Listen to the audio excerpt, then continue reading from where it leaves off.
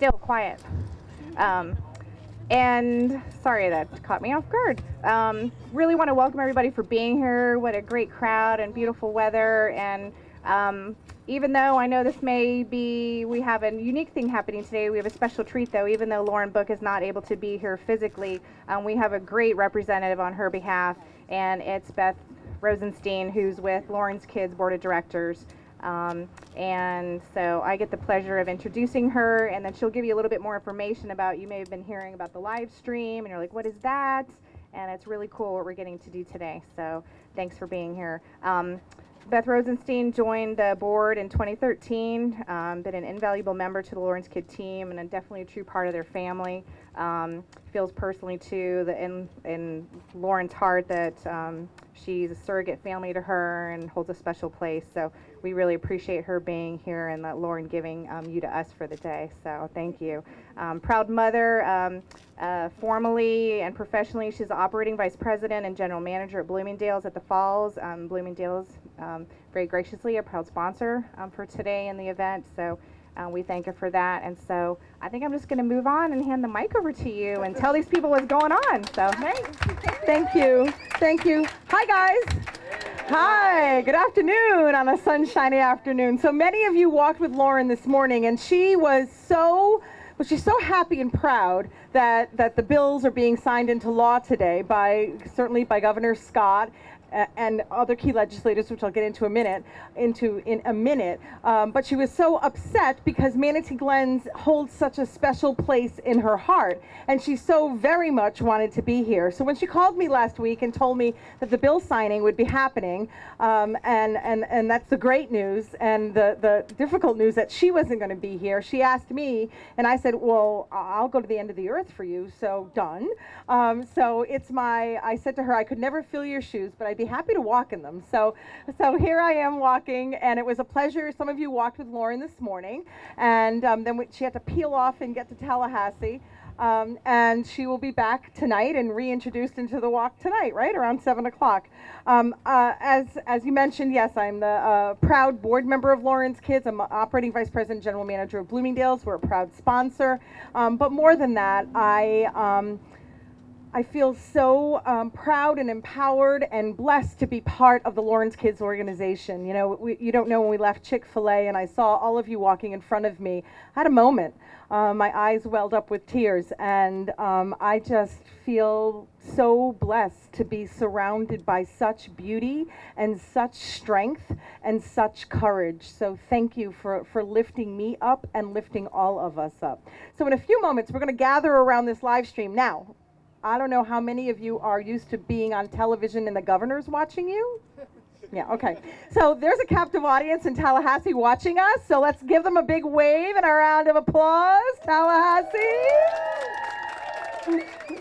Okay, so we're going to glimpse into the cabinet room as Florida Governor Rick Scott signs a comprehensive bipartisan package of bills that will impose a couple of really great things. So thing number one, it imposes a 50-year mandatory minimum sentence for those who sexually assault someone with a developmental delay, disability, or for a child, or for elderly, making Florida the toughest state in the nation with these kinds of laws. Florida is the least hospitable place you'd want to be if you're a violent sexual offender.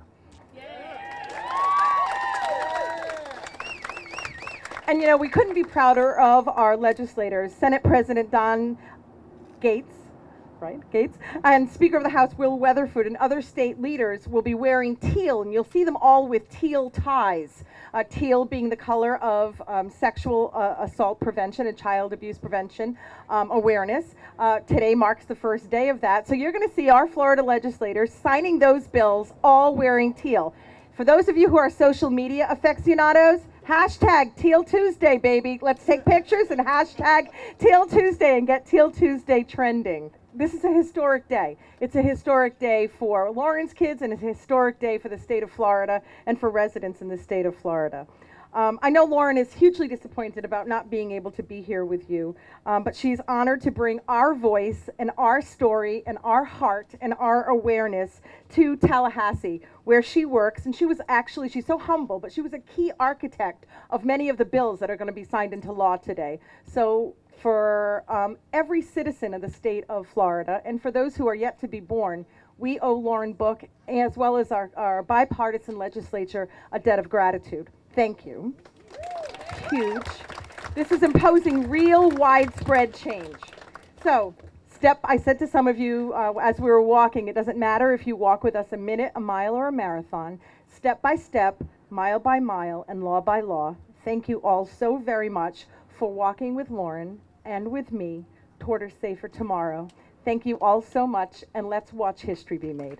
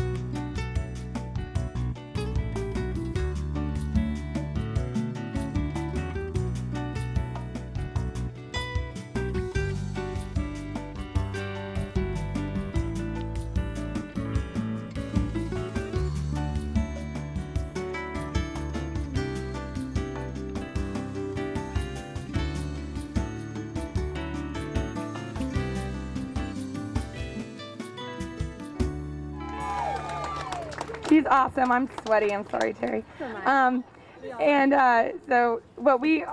always been close, so it's okay. She's going to do some introductions. We're going to have some survivors who wanted to speak go first, and then we have a keynote.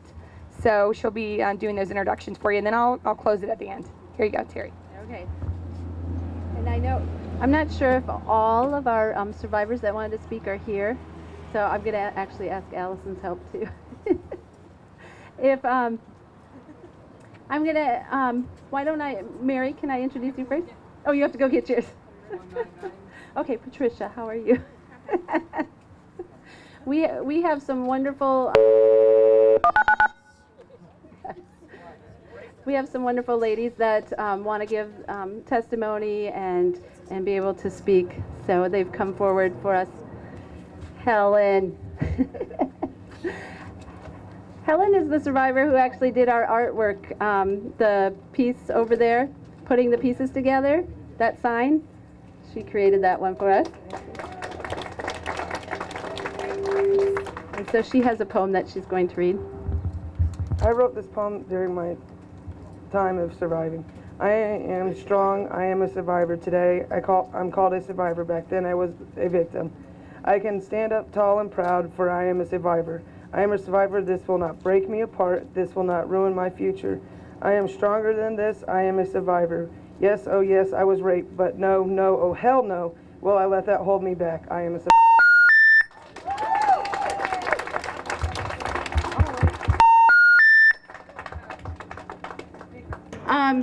Thank you, Helen, for reading your poem.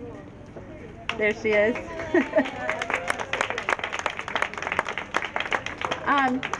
I wanted to let everybody know that every year for Sexual Assault Awareness Day at our rally, we have artwork we have an art project that's completed by survivors of sexual assault, children, adults, as well as secondary victims, which would be any supporter of someone who's been sexually assaulted. So our art project for this year is the tiles displayed over on this wall.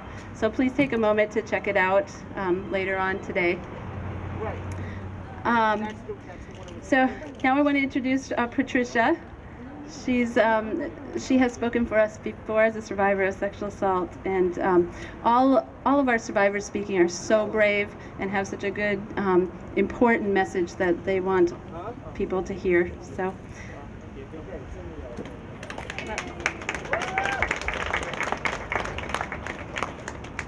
Hi, my name is Patricia Lara. I am a sexual abuse survivor. I am currently in a healthy marriage. I have a very happy and peaceful life that I am truly thankful to God for. I came to Manatee Glen's Rape Crisis Center a couple of years ago. That experience was truly life-changing. I was a victim of abuse for 10 years. Unfortunately, my mother never believed me. And till this day, she still does not. Needless to say, she failed miserably as a parent. It is our job to protect the children, and if you get anything from my words today, let it be this.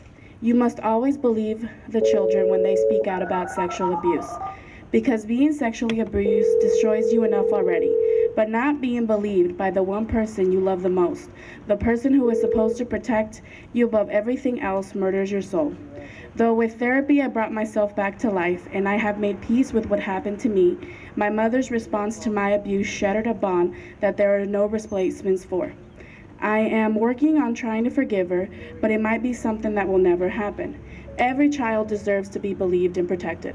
Please teach your children to come to you if anything happens to them, and let them know that you will always, always believe them. Be careful who you trust your children with. Remember, the abuser is not always a stranger. Thank you for your time, and thank you Manatee Glen's Rape Crisis Center for your help. God bless.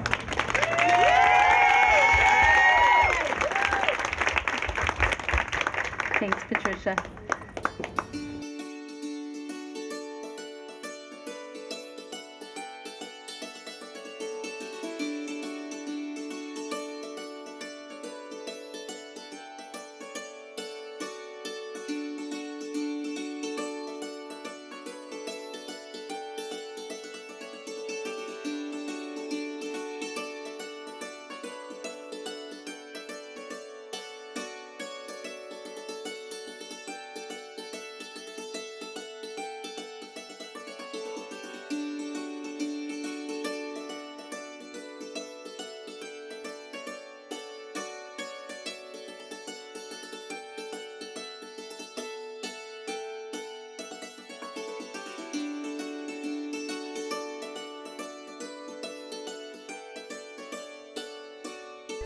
All right, thanks everybody. Thanks for staying in the sun. I have another survivor that is ready to speak, and her name is Mary.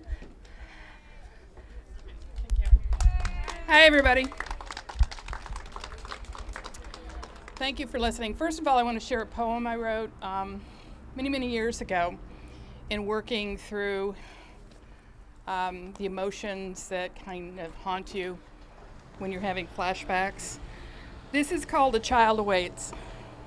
A glimmer of the peaceful me through tearful memories I sometimes see.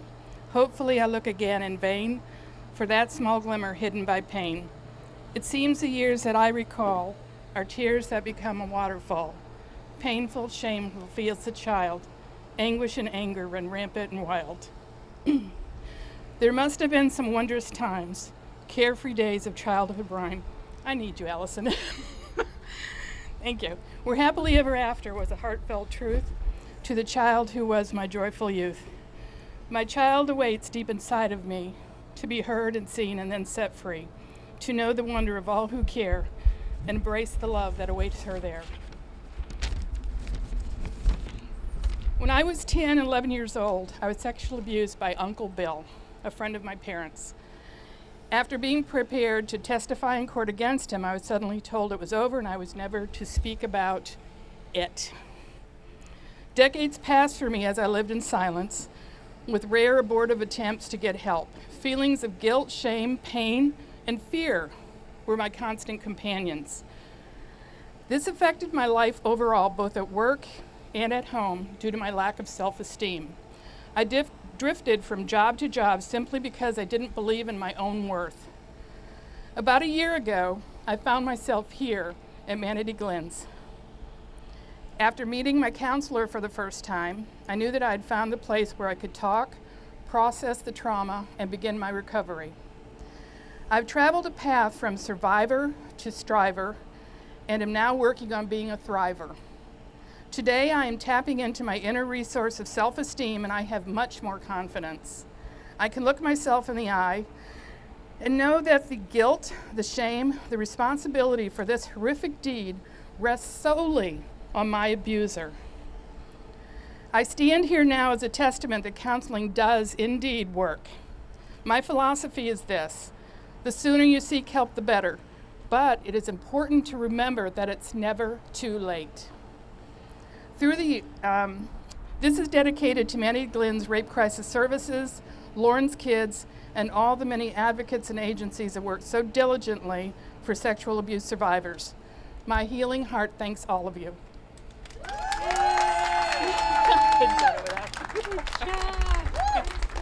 Thank you, Mary. Okay. Now what I would like to do is introduce our keynote speaker. Oh, sorry. I'd like to introduce our keynote speaker. I'm very honored to be able to introduce her. She's one of the bravest women that I have met. I've been impressed by her courage since meeting her last year at the sentencing hearing of her offender. Not only did she and her sister have the courage to stand up to their offender, but to the entire family as they broke the rules dictated by the incestuous family dynamics. Jen has been speaking out about her experience, not only because of the family rejection she experienced, but the responsibilities of mandated reporters who disregarded or overlooked the significance of reporting. She has an amazing testimony and message for survivors and supporters of sexual assault survivors. It's my pleasure to introduce Jen Bika.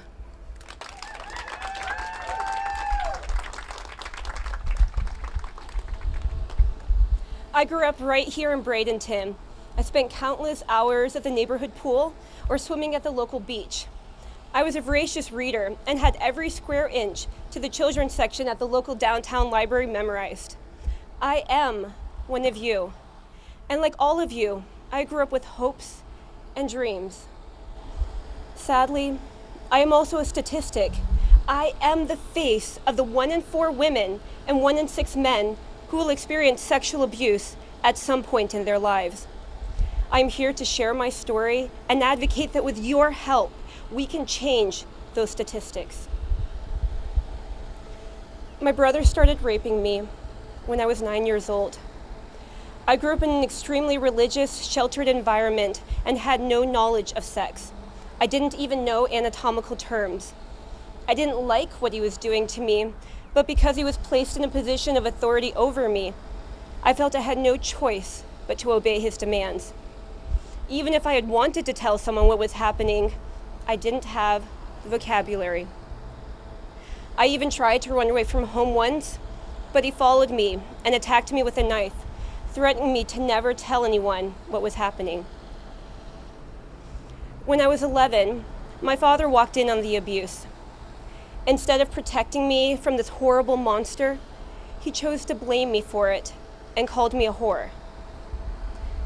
Sadly, my brother continued to abuse not only me, but also several other girls. When I was 15, I disclosed the abuse to a teacher in my Christian school, as well as my pastor. These mandatory reporters chose to not report, and I still bear the pain of their actions. I was not believed. Nobody protected me. Nobody listened when I cried for help. They chose to believe my rapist instead of me. Over and over again, my abuse was minimized. When I left home for college, I was hopeful that I would finally get the help I so desperately needed. But sadly, I was once again blamed and judged. Why wouldn't anyone listen? Did anyone care? The nightmares and flashbacks grew severe. I was no longer eating or sleeping. And at one very dark moment, I remember thinking that if this was what my life was going to be like, then I didn't want to live anymore. But my story does not end there. And after years of heartache and pain, my prayers for rescue were finally answered. In the months that followed those very dark days, I reached out to a close family friend in a desperate attempt to find someone who would listen. Over the next few months, I very slowly started opening up to him about the abuse that was ongoing in my home. And for the first time in my life, somebody listened and believed. And with his help, my sister and I were finally able to break free from home. I was 22 years old before I knew what it meant to be safe and free for the first time in my life. And all it took was for one person to listen and to believe, and my life was changed. 4 years ago this month, I flew to Bradenton with my younger sister to report our brother's abuse. We had no support and felt very alone. I can't even begin to describe to you how terrifying it was to walk into the police station that sunny April day. Would anyone listen? Would they believe us? Was I even doing the right thing? I can't even begin to describe to you how terrifying it was at that moment. But I knew that I was doing the right thing and that this had to happen. So as I walked into the police station that day, I was welcomed with open arms by my amazing advocate from Manatee Glens. I felt supported and believed as I began to share my horrific story. Sadly, my entire family chose to disown me for my decision to press charges. But the support I received from Manatee Glens helped to bridge that gap. I knew that every single time I flew to Florida to deal with this court case, my amazing advocate, Ashley, would be standing there waiting for me.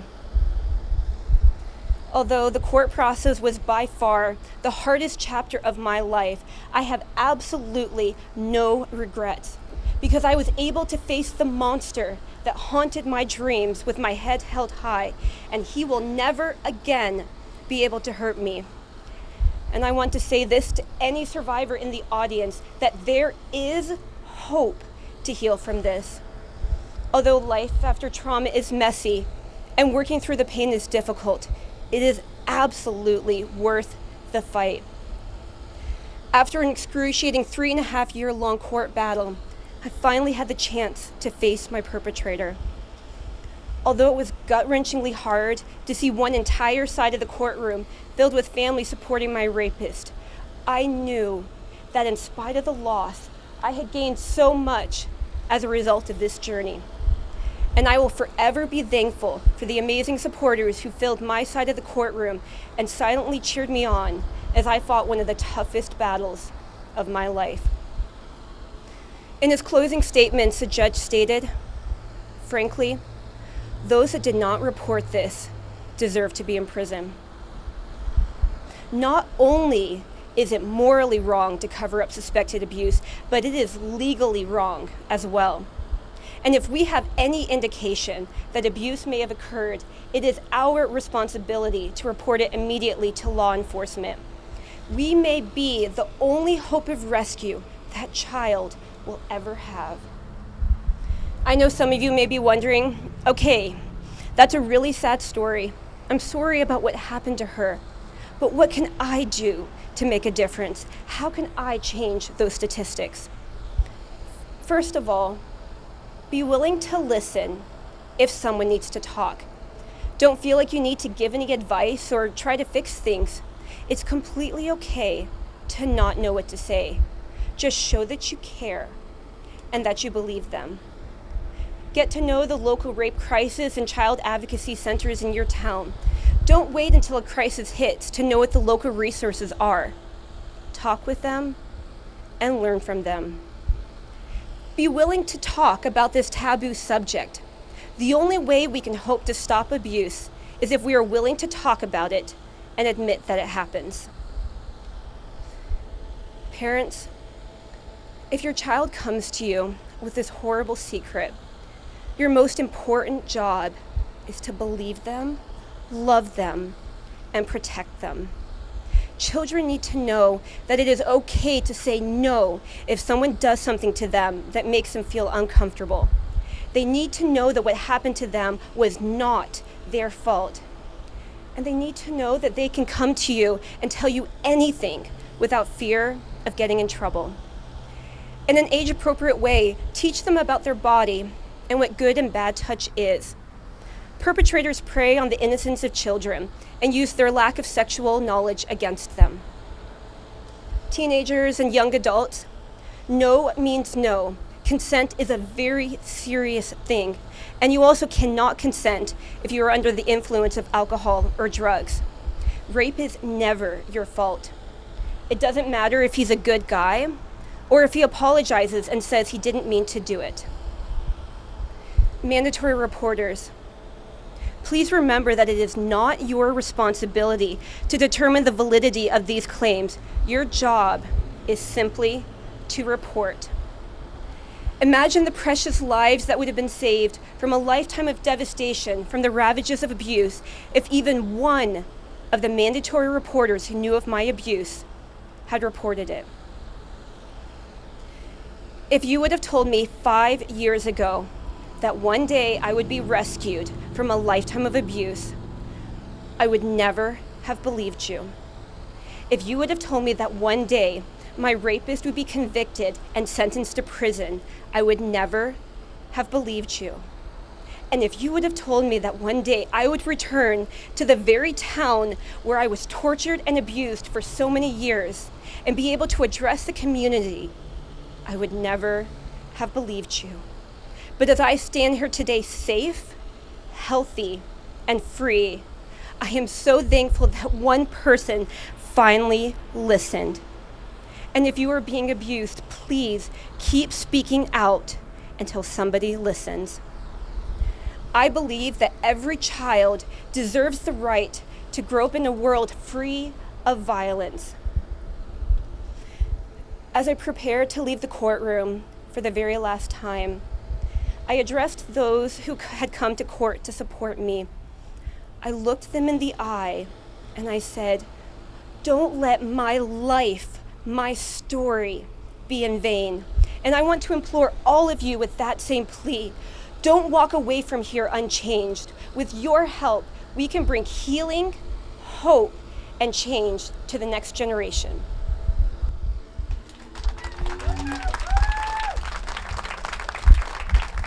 Thank you, Jen.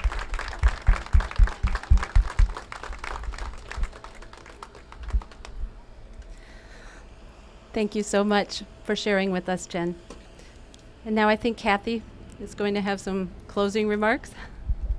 Wow. I don't know if I can really come after that. That was great. I really appreciate you being here. I appreciate you coming out and speaking through your heart. That was just a great tribute to what survivors here in Manatee County and everywhere should be getting, and that is healing. Just a couple housekeeping issues. We have tons of cookies over there and water and our projects that we've done throughout the years, and then also some community vendors are here, also agencies that help children. So please, after we're finished, please look at those things. I do want to talk about a couple people that are here, just recognize them, and I don't want to miss anyone, but I know I will, so I apologize right now. I know our Assistant State Attorney in the State Attorney's office is here, representing Brian Knighton is here. Brian's always been a supporter. We really want to make sure we know he's here. And I know the law enforcement is here. We have Manatee County Sheriff's Office over there in the middle there. And we get great support from Palmetto Police Department as well as the Bradenton Police Department. So we really appreciate everyone being here and supporting us. So what we want you all to know is what we do, it's more than just the staff here. We have people who volunteer on a regular basis, and we had someone who was a volunteer of ours for over 13 years who left and still is in our hearts and still comments to us and through email and supports us. Her name is Linda Meisenbach, and she's over there sitting down with her hat on. She's called the Hat Lady. And she's given thousands and thousands and thousands of hours to the cause of rape crisis. And back when there was no other people volunteering, she was here volunteering with us. So I want to let you know how thoughtful you were to come all this way. Come back. Well, you're our family too. So I wanted to make sure everyone knew that Linda was here. What happened today with the live stream, I know it didn't go as perfect as it could, but what we witnessed today, or we were pretending to witness, is history. And every year, especially since Lauren's come on board, the 5 years she's been doing this, we really have made strides in this community and in Florida to eliminate sexual violence. I mean, will we do that? I don't know. But we are making it so tough for anyone, like you said, to live in this state and have those ideas in their head to harm children or adults. And we should be proud that we're going to be the toughest state. And we just need to make sure we continue to support those laws. We support educating people about reporting. There really is no mandatory reporter anymore in the state of Florida. Everybody is a reporter in the state of Florida. Governor Scott made that very clear about a year and a half ago. And you will be prosecuted and if you're not. And I know our county and our state attorney definitely upholds that law. And we're proud to say that we live in a safer community because of that. I really appreciate all of you being here and supporting us, and we just want you to be able to mingle and talk with one another. Make sure you sign in if you haven't. It really helps us. And yes, sign the cars. And that's really cool. That's new this year, so I really like that. So make sure you sign the cars, and please take advantage of learning about other places that serve children in this community. Thank you very much.